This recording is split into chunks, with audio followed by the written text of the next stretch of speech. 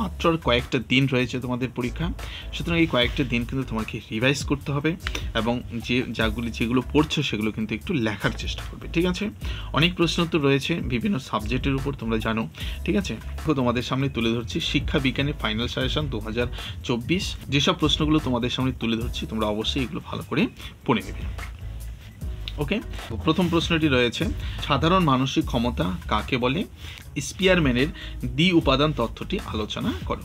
দেখো 3টে স্টার পরে ভেরি ভেরি ইম্পর্টেন্ট প্রশ্ন উত্তরটা ভালো করে বলবে। এখানে একটু কথাটা বলে নিই বন্ধুরা, এখানে এই যে প্রশ্নগুলি যে আমি তোমাদের সামনে তুলে ধরছি সবগুলি ইম্পর্টেন্ট প্রশ্ন, এগুলো ভালো করে তোমাকে পড়তে হবে এবং এই প্রশ্নগুলি 4 নম্বর কিংবা 8 নম্বরের হতে পারে, ঠিক আছে, 4 অথবা 8। এই জন্য আমি তোমাদের এখানে ভাগ করে দিয়েছি যে এই প্রশ্ন আসলে যে সাধারণ মানসিক ক্ষমতা কাকে বলে, অথবা আসতে পারে যে স্পিয়ারম্যানের দ্বি উপাদান তত্ত্বটি আলোচনা করে 4 নম্বরে আসলো, অথবা টোটালি আসতে পারে। কথাটা বোঝা গেছে?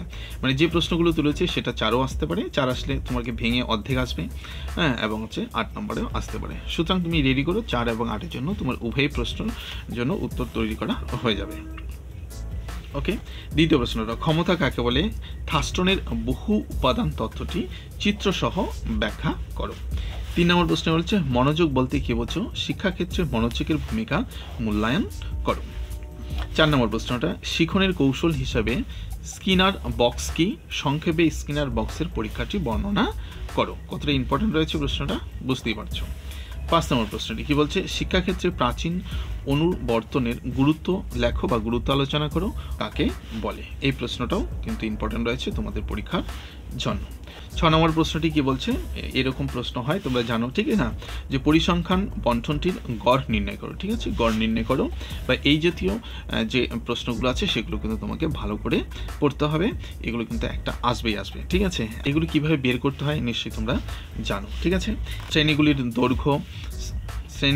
দৈর্ঘ্য, ঊর্ধ্বসীমা, নিম্নসীমা, মধ্যসীমা, ঠিক আছে, ফ্রিকুয়েন্সি বন্টন, তারপর হচ্ছে টেলি এবং মধ্যমান, এগুলো বার করতে হয়, তোমরা নিশ্চয়ই এগুলো জানো। পরে দেখব বন্ধুরা 7 নম্বর প্রশ্ন কি? ভারতীয় সংবিধানে দুর্বল শ্রেণী বলতে কি বোঝো? এদের পিছিয়ে পড়ার কারণ কি? ইম্পর্টেন্ট রয়েছে, প্রশ্নটা ভালো করে পড়বে। স্বাধীন ভারতের প্রথম শিক্ষা কমিশন কোনটি? এই কমিশনের সুপারিশ অনুসারে উচ্চশিক্ষার লক্ষ্যগুলি সংক্ষেপে আলোচনা করো। আমি আরেকটা স্টার এখানে দিয়ে দিচ্ছি, ভেরি ভেরি ইম্পর্টেন্ট প্রশ্ন। পরের প্রশ্নটা হচ্ছে, মুদালি কমিশনের মতে মাধ্যমিক শিক্ষার লক্ষ্য ও উদ্দেশ্যগুলি কি ছিল? এই প্রসঙ্গে সপ্ত প্রবাহ ধারণাটি বর্ণনা দাও। ভেরি ভেরি ইম্পর্টেন্ট প্রশ্ন, ঠিক আছে। যারা এই প্রশ্ন উত্তরগুলো এখনও পড়নি বা রেডি করনি তারা অবশ্যই রেডি করবে, এবং যাদের পড়া হয়ে গেছে তাহলে অবশ্যই রিভাইজ করবে বারবার করে, ঠিক আছে, এবং লেখার চেষ্টা করবে একবার। ভারতবর্ষে মাধ্যমিক শিক্ষার সমস্যাগুলি আলোচনা করো। 11 নম্বর প্রশ্ন বলছে, শিক্ষার কাঠামো প্রসঙ্গে কোঠারি কমিশনের সুপারিশগুলি আলোচনা করো। 12 নম্বর প্রশ্ন বলছে, বৃত্তিমূলক শিক্ষা কাকে বলে? বৃত্তিমূলক ও কারিগরি শিক্ষার প্রয়োজনীয়তা ব্যক্ত করো। ভারতের পেশাগত এবং বৃত্তিগত শিক্ষার ব্যবস্থার বর্তমান অবস্থার সংক্ষেপে আলোচনা করো। অনেকে কিন্তু বলতে পারে যে এতগুলো প্রশ্ন করতে হবে। নিশ্চয়ই এডুকেশন যে সাবজেক্টটি রয়েছে তোমাদের হচ্ছে 3 ভাগে কিন্তু প্রশ্নগুলো করা হয়। আমি সমস্ত প্রশ্নগুলো একসাথে করে দিয়েছি তোমাদের সুবিধার্থে, তোমরা এই প্রশ্ন উত্তরগুলো ভালো করে পড়ে নেবে, ঠিক আছে। এবং সিলেবাসটা তোমাদের অনেকটা বড় রয়েছে, তোমরা যারা পড়াশোনা করছো তারা কিন্তু ভালোভাবেই জানো। দেখো 14 নম্বর প্রশ্ন কি বলছে? অর্থাৎ এই প্রশ্নগুলো তুমি পড়ে গেলে তোমার প্রশ্ন ছুটবে না, ঠিক আছে, কমন তুমি এখান থেকে পাবে। এই প্রশ্নটি বিষয় নির্ভর রয়েছে। 14 নম্বর প্রশ্নটি, জাতীয় শিক্ষানীতি 1986 এর মূল সুপারিশগুলি আলোচনা করো। অনেকবার প্রশ্নটি আসছে, এবারে কিন্তু প্রশ্নটি আসার সম্ভাবনা রয়েছে। পরের প্রশ্ন, দৈহিক প্রতিবন্ধী শিশুদের শ্রেণীবিভাগ করো। প্রতিবন্ধী শিশুদের শিক্ষার সমস্যাগুলি আলোচনা করো। ভেরি ভেরি ইম্পর্টেন্ট প্রশ্ন। চলো, প্রশ্ন নম্বর রয়েছে 16, বেইল পদ্ধতি সম্পর্কে সংক্ষেপে আলোচনা করো। মূর্খ ও বর্ধির শিশুদের শিক্ষা দানের পদ্ধতিগুলি আলোচনা করো। এডুকেশন কিন্তু প্রশ্নের উত্তরগুলো কিন্তু খুব বেশি কঠিন না, ঠিক আছে, খুব বেশি টাফ না, সোজাই রয়েছে। সুতরাং একটু যদি বুঝে পড়ো তাহলে কিন্তু এইসব প্রশ্নের উত্তর দিতে পারবে, ঠিক আছে। কিন্তু অনেকে পড়ার সময় বলে, যেটা আমিও আমার স্টুডেন্টগুলোর কাছে ফেস করেছি, যে প্রত্যেকটা প্রশ্নের উত্তরে যেন একই রকম লাগে, ঠিক আছে। একই রকম না, একটুখানি বুঝে পড়তে হবে যে কোন প্রশ্নটা কীরকম এবং তার ভিত্তিতে যে পয়েন্টগুলো রয়েছে সেগুলো কীরকম হতে পারে, ঠিক আছে। সুতরাং একটু মনোযোগ সহকারে দেখলেই কিন্তু এডুকেশন একটা ভালো নম্বর পাওয়া কিন্তু কোনো ব্যাপারই না, ঠিক আছে। তারপরে 17 নম্বর প্রশ্ন, বয়স্ক শিক্ষা বলতে কী বোঝো? বয়স্ক শিক্ষার লক্ষণগুলি আলোচনা করো। 18 নম্বর প্রশ্নটি কী বলছে? সর্বশিক্ষা মিশন কি? ভীষণ ইম্পর্টেন্ট প্রশ্ন। সর্বশিক্ষা মিশনে সফল করতে হলে পশ্চিমবঙ্গ রাজ্য সরকারের গৃহীত 2টি উল্লেখযোগ্য পদক্ষেপ আলোচনা করো।